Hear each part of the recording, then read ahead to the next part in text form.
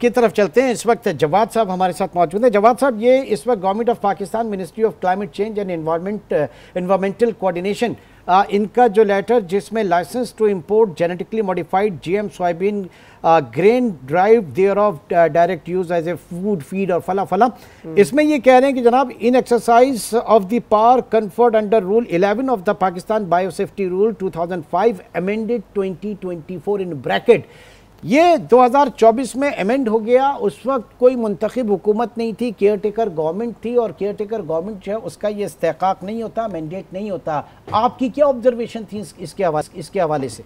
इमरान शायर ने क्या खूब कहा कि मैं किसके हाथ पे अपना लहू तलाश करूं, मैं किसके हाथ पे अपना लहू तलाश करूं, तमाम शहर ने पहने हुए हैं दस्ताने।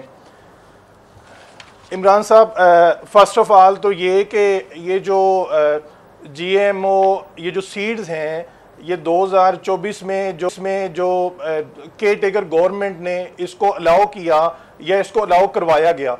First of all care taker government allow कर ही नहीं सकती, ना उसमें किसी भी किस्म की कोई अमेंडमेंट कर सकती है।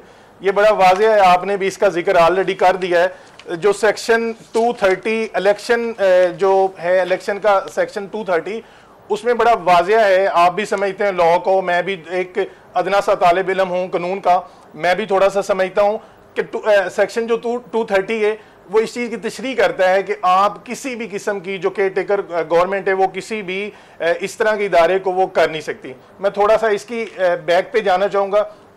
1997 से ये जो जीएमओ है ये बैन है पाकिस्तान में इसमें किसी भी किस्म की जो है ना वो अलाउ नहीं किया गया।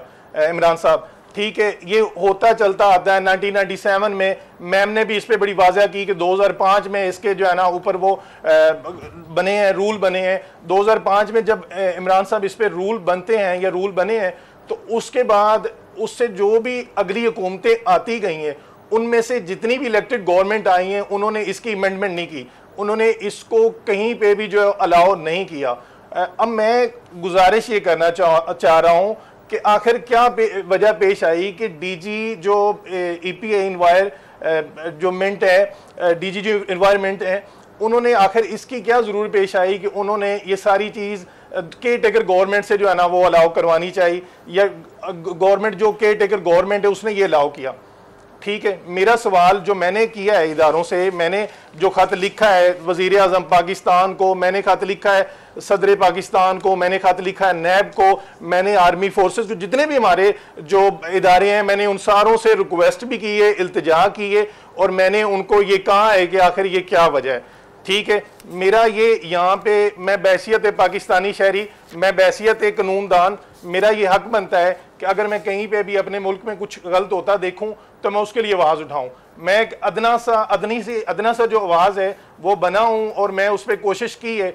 इसमें मैं इमरान साहब, मैं आपको साथ साथ थोड़ा ये भी बताता जाऊं, वैसे तो हमारे साथ माहरीन मौजूद हैं, वो ज्यादा इसकी तफसीली जो बात है वो आपके सामने रख सकेंगे। अच्छा, आपकी जो डिटेल्स हैं, एक कमर्शियल ब्रेक की मुझे कॉल दी जा रही है, कमर्शियल ब्रेक भी से कंटिन्यू रखूंगा, लेकिन ब्रेक पे जाने से पहले मैं ये ज़रूर बताता चलूँ, ये जो बार बार हम बात कर रहे हैं ना कि केयर टेकर गवर्नमेंट जो है वो ये अमेंड नहीं कर सकती थी, तो मेरी खुद काकड़ साहब से, अनवारुल्लाह काकड़ जो कि निगरां वज़ीर आज़म रहे, इस हवाले से मेरी खुद उनसे बात हुई, और उन्होंने कहा कि ये किसी सब कमेटी के लेवल पे इसका अप्रूवल हुआ होगा, और मतलब ऐसी चीज़ें आती रहती हैं। तो बुनियादी सवाल ये है कि यहाँ पे अगर आपको गंदम इंपोर्ट करनी है या एक्सपोर्ट करनी है तो वो मामला भी आप कैबिनेट कमेटी में लेके जाते हैं और प्राइम मिनिस्टर की अप्रूवल होती है। लेकिन यहाँ पर तो पॉलिसी शिफ्ट है, आप नॉन जीएमओ स्टेटस से जीएमओ स्टेटस की तरफ जा रहे हैं, तो उसमें ये ऐसे कैसे हो गया?